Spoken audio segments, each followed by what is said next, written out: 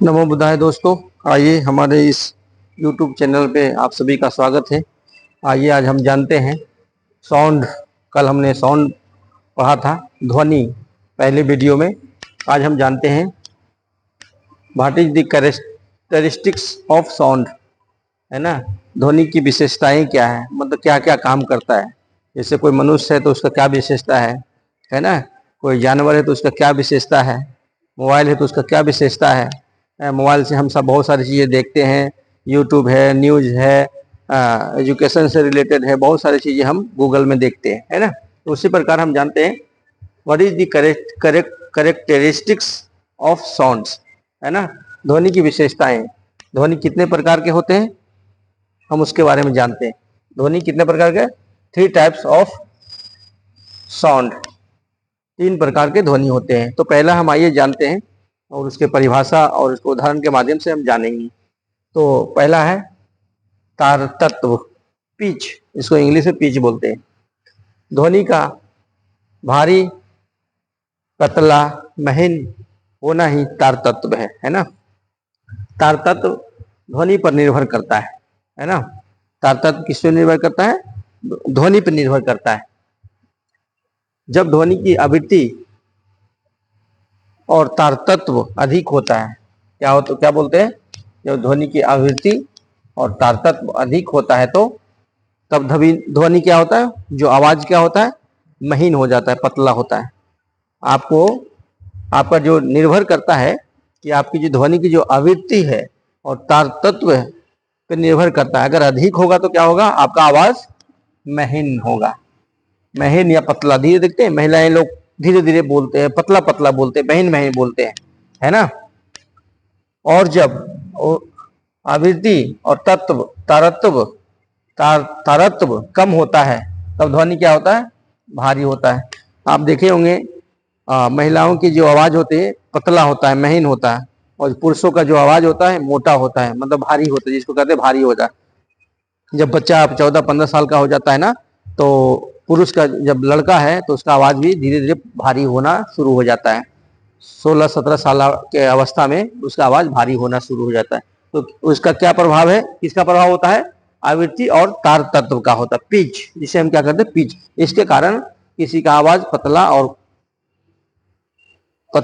मोटा, ये कह सकते हैं भारी और महीन होता है, पतला होता है ना। अब ये दूसरा पे चलते हैं, लाउडनेस, है ना।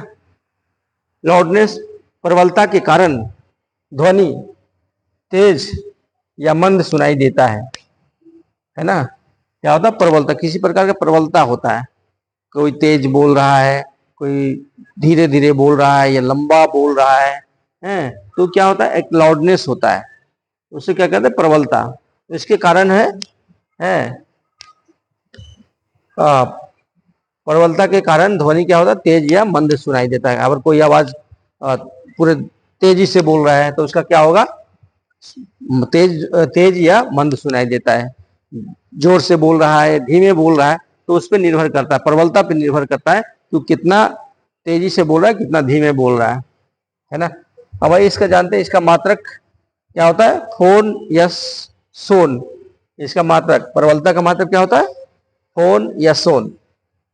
और अगर इसको प्रयोग में, अगर हम यूज में करते हैं तो इसका मात्रक होता है डेसिबल, है ना। लाउडनेस का क्या होता है, हम डेसिबल में नापते हैं, है ना।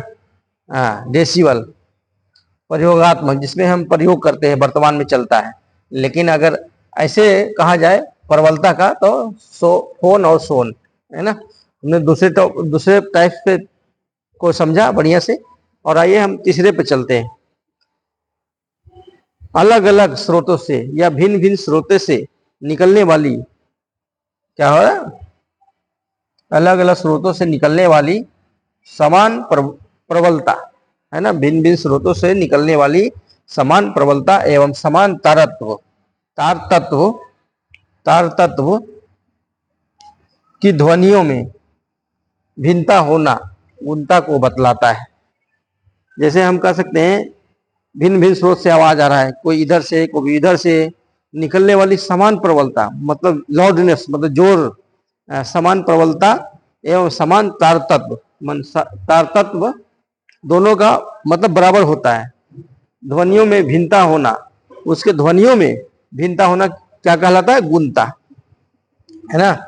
अलग अलग स्रोतों से जो समान प्रबलता से और समान ताकत से जो ध्वनि निकलता है, ध्वनियों में भिन्नता होना, वो दोनों में जो अंतर होता है, अलग होता है, उसको क्या कहते हैं? गुणता कहते हैं। गुणता को बताता है ना। अब आइए हम तीसरे पे चलते हैं, इको। इको साउंड आप जानते होंगे, जब आप सिनेमा हॉल में जाते हैं या बड़े बड़े हॉल में जाते हैं, तो आप जब आवाज करेंगे ना, अब अपने आवाज को बोलेंगे, तो वही आवाज दोबारा प्रवर्तक होकर के वापस आएगा। इसे इको माइक होता है ना। इको माइक एक बार बोलेंगे तो 5 बार बोलेगा, 10 बार बोलेगा। आप देखते हैं सिनेमा हॉल में, पीवीआर में और बड़े बड़े हॉल में एक बार आवाज करेंगे, वही टकरा करके गूंजता है, दीवार से टकरा करके गूंजता है। उसको कहते हैं echo, echo mic, echo sound, echo आवाज, है ना। तो ये हम जानते हैं, जब मूल ध्वनि किसी ठोस सतह से टकराकर जब हम बोलते हैं तो हमारा जो मूल शब्द है वो टकरा करके वापस सुनाई देता है, प्रवर्तक होकर वापस सुनाई देता है, तब उसे क्या कहते हैं? प्रतिध्वनि कहते हैं, है ना। प्रतिध्वनि सुनाई देने के लिए क्या होता है, क्या चाहिए? श्रोता एवं प्रावर्तक सतह के बीच की दूरी क्या होता है? अगर हम इको बोल रहे हैं, हमारा अगर आवाज टकरा करके वापस आए और वापस सुनाई दे, तो उसके लिए एक न्यूनतम दूरी होता है। कितना बड़ा हॉल होगा, कितना बड़ा कमरा होगा, ताकि वो आवाज टकरा करके वो वापस आएगा।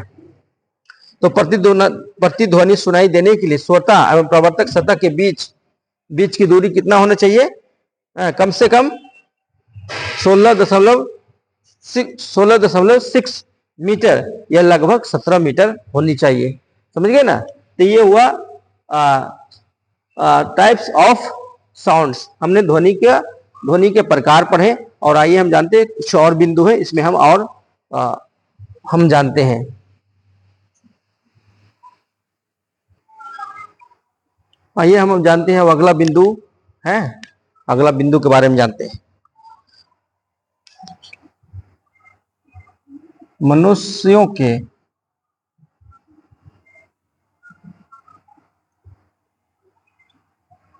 कानों तक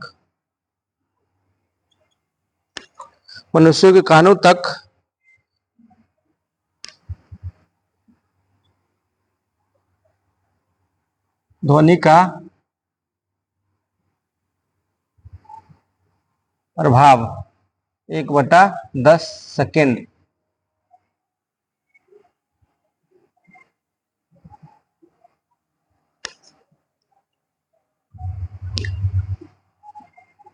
तक महसूस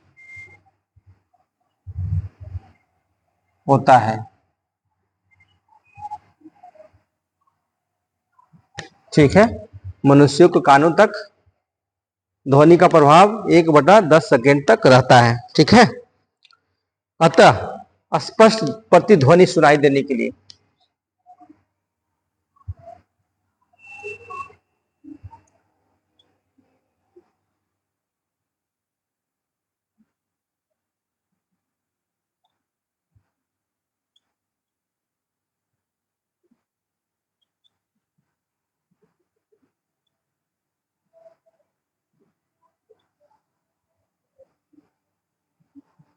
अतः स्पष्ट प्रतिध्वनि इको मतलब इको साउंड सुनाई देने के लिए मूल ध्वनि तथा परिवर्तित ध्वनि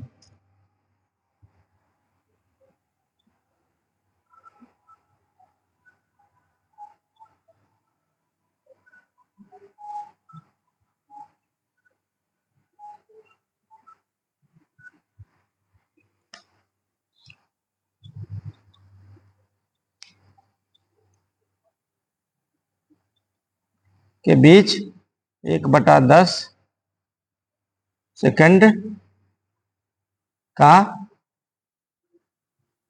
समय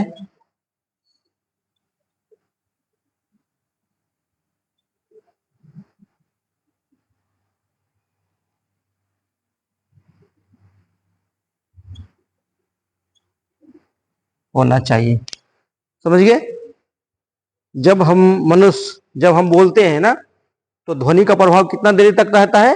1/10 सेकेंड तक महसूस करता है। जैसे हम अभी बोल रहे हैं तो कितना देर तक अभी महसूस करेंगे? 1/10 सेकेंड तक, है ना, 1 सेकेंड का 10वां भाग, है ना। और अतः स्पष्ट ध्वनि सुनाई देने के लिए, जो हमारा मूल ध्वनि है उसको स्पष्ट ध्वनि सुनाई देने के लिए मूल ध्वनि तथा परिवर्तित, जैसे हम अभी बोले, और उसका जो परिवर्तित ध्वनि, जो वापस आता ध्वनि, ध्वनि के बीच कितना समय होना चाहिए? समय का अंतराल होना चाहिए 1/10 सेकेंड, है ना। तभी जाकर के वो परिवर्तित ध्वनि है वो सुनाई देता है ना। मूल ध्वनि के बीच का समय अंतराल कितना होना चाहिए? 1/10 सेकेंड। तो हमने जाना टाइप्स ऑफ साउंड, है ना, साउंड के बारे में जाना, और कितने प्रकार के साउंड होते हैं और कितना समय लगता है इको सुनाई देने में। जो हमारा इको साउंड होता है, उसको प्रतिध्वनि होता है, उसको वापस आने में, और कहाँ कहाँ सुनाई दे सकता है, कितनी दूरी होता है, इसके बारे में हमने जाना। तो इस वीडियो में इतना ही, और आगे की वीडियो में हम कुछ और दूसरी तीसरी वीडियो में साउंड के बारे में हम आगे लाएंगे। तो लेकिन अभी जो हमारा जो ध्वनि की विशेषताएं हैं, में इतना ही।